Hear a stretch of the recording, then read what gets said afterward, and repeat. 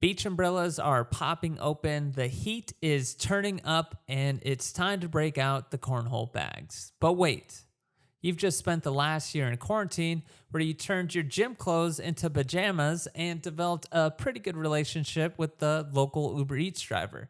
You're not ready to be out there flaunting the goods to strangers, so what is one to do? Well, if you got a brand new Etsy bikini to debut or some really sick cargo trunks to wear, then I've got some quick tips to help you get there.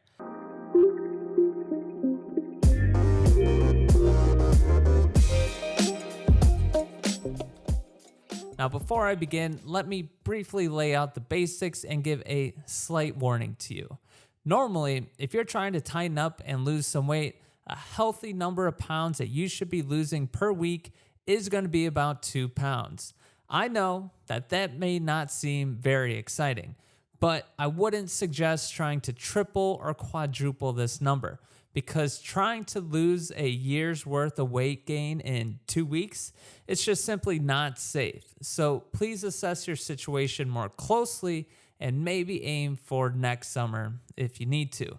But there is a lot that you can get done in a month. And if you dedicate yourself, ensure that you still get all the nutrients your body needs, you can really find yourself trimming away that quarantine weight and tightening up your body. Okay, now let's get into it, starting with the diet. Now brace yourselves, but starting now, you need to cut out all processed food, sugar, and refined carbs. No more ho-hos or Jamba Juice smoothies for you. When you're driving home, drive past all the fast food restaurants and also limit the amount of non-whole grain bread that you eat. Now, in some circumstances, like getting an injury, inflammation can be our friend. But when we eat too much of what I just mentioned, we can find ourselves in a state of perpetual inflammation. Not good. This causes a whole host of problems for ourselves, and one of them is our resistance to leptin. We become the resistance and begin to literally not be able to control our appetite. As a result, our bodies won't know when its fat stores are full, and it will keep trying to fill them by signaling to us that we are hungry, a la weight gain. So we got to root this problem out by canceling all the things that I mentioned above. Instead, stick to vegetables, fruits, fish, chicken, and red meat. Now, after you bid farewell to all your tasty bad habits, then you got to figure out how many calories you are burning and how many you are consuming each day.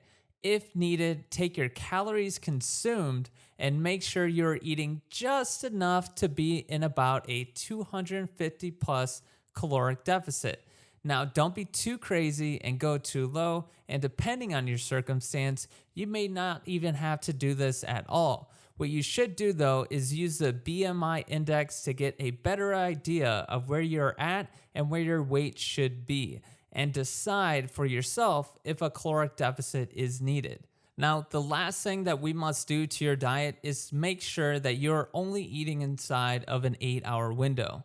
We call this intermittent fasting. This is the 16-8 method. Now, this method is fasting for 16 hours and only eating for about 8 hours. Now, I know it sounds like a fad diet, but it's not. Seriously, studies have shown that intermittent fasting does help you burn fat in a particular way that is exclusive to intermittent fasting. Now, with these numbers, the whole 16 hours of fasting and 8 hours of eating, if you need to, you can adjust these numbers, but do try and be as close as you can. Now, how else can you go from flab to fab? Well, if you haven't been already, start running. Hit the pavement, trails, or treadmill and start spending 30 to 60 minutes a day doing moderate to high intensity cardio. Cardio that involves the entire movement of your body, like running.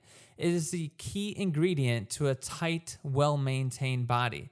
And look, all right, I get it. 95% of people don't like cardio, and guess what? They don't do it, which is fine, but don't complain about not having abs if you're not doing any cardio.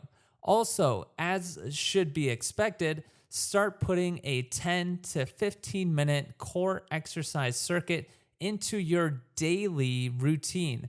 Are you questioning your commitment levels? Don't worry. All right, I'm almost done.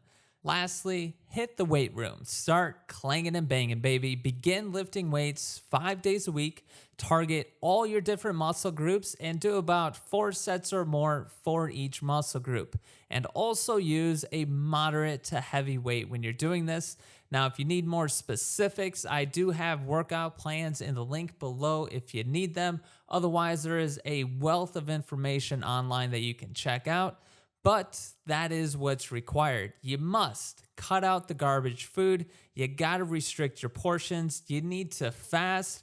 And you also need to lose your mind in the gym with the weights and also with cardio.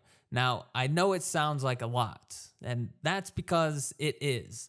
Our bodies absolutely need strain and movement just to survive. And they also require a tremendous amount more effort, more strain, and more movement if you're trying to get into some great shape, like having six-pack abs for the summertime. No person who is in great shape, whether old or young, has gone there from poor work ethic. So take this large plate that I just handed you and begin picking at it. The first week, it's gonna be rough, right?